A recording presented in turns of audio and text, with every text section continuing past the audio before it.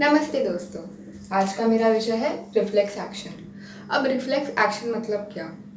समझिए कि आपने किसी गरम तवे को हाथ लगा दिया या फिर किसी गरम पतीले को हाथ लगा दिया। आपका इमीडिएट प्रतिक्रिया यानी कि जल्दी से आपने जो प्रतिक्रिया दी वो क्या होगी? तुरंत से अपना हाथ हटा देना, ठीक है। अब ये तुरंत हाथ हटा देना, इसको हम कहते हैं रिफ्लेक्स एक्शन, ठीक है। ये जो प्रतिक्रिया है इसको हम रिफ्लेक्स एक्शन कहते हैं। रिफ्लेक्स एक्शन नॉन वॉलेंट्री होती है और इमीडिएट होती है या फिर इनवॉलेंट्री। इनवॉलेंट्री और नॉन वॉलेंट्री सेम होता है। इनवॉलेंट्री मतलब जो आपके वश में नहीं है, जो आपके कंट्रोल में नहीं है, जैसे कि दिल का धड़कना, डाइजेशन होना, सांस अंदर लेना बाहर छोड़ना, ठीक है। फिर इमीडिएट मतलब तुरंत होती है, ठीक है। अब हम बात करते हैं कि रिफ्लेक्स एक्शन होता कैसे है। तो सबसे पहले क्या होता है, आप ये एग्जांपल लेके आगे चलेंगे कि आपने पतीले को हाथ लगाया, ठीक है। आपने पतीले को हाथ लगाया तो आपकी स्किन में जो रिसेप्टर्स है ना, ये स्किन के रिसेप्टर्स ये सेंसरी न्यूरॉन को सिग्नल देंगे कि ये पतीला बहुत गर्म है, मेरा स्किन जल जाएगा, ठीक है।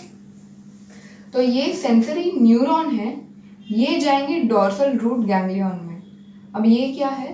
ये है टीएस ऑफ स्पाइन या फिर TS of CNS, central nervous system, ठीक है। तो ये जो स्किन के रिसेप्टर्स है ये सेंसरी न्यूरॉन्स को देंगे, इंफॉर्मेशन देंगे, और फिर ये सेंसरी न्यूरॉन्स कहाँ पे? डोर्सल गैंग्लियन में। अगर आपको डोर्सल रूट गैंग्लियन समझ में नहीं आ रहा तो आप मेरा इसके पहले वाला वीडियो देख सकते हैं, उसमें मैंने सब डिटेल में बताया हुआ है, ठीक है।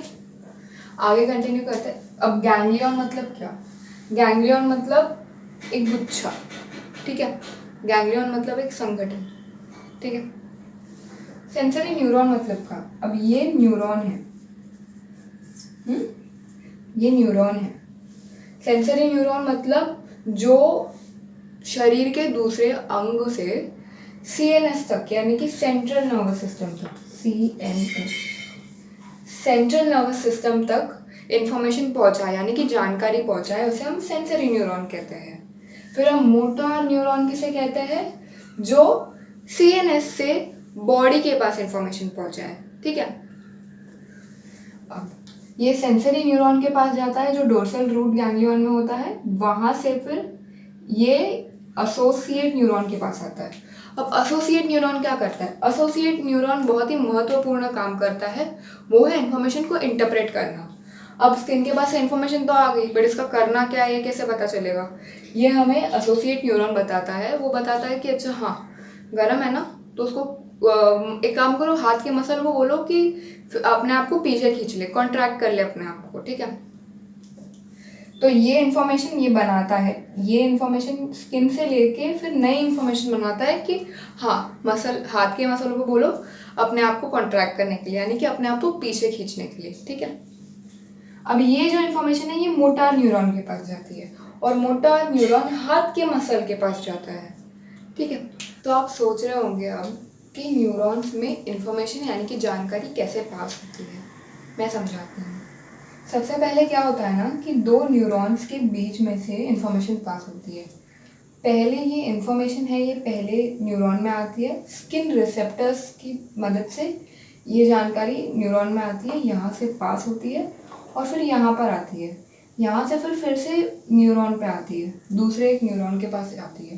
पर क्या होता है ना कि ये न्यूरॉन के बीच में खाली जगह होती है। अब ये जो इन्फॉर्मेशन है, ये जो जानकारी है, ये चार्जेस में होती है या फिर ये कुछ एंजाइम होता है। अब एंजाइम खाली जगह से पास तो नहीं हो सकता, तो फिर क्या होता है ना कि ये जो न्यूरॉन है ना, ये एक पदार्थ, तरल पदार्थ प्रोड्यूस करता है, जनरेट करता है, बनाता है, जिसका नाम होता है एसिटोकोलाइन, ठीक है।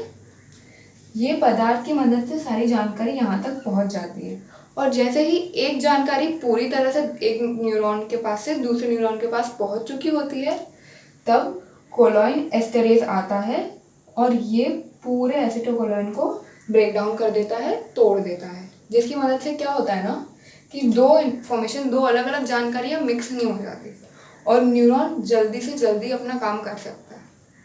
ठीक है, अब रिफ्लेक्स एक्शन जो है ये काफ़ी महत्वपूर्ण प्रतिक्रिया है। क्यों है ऐसा?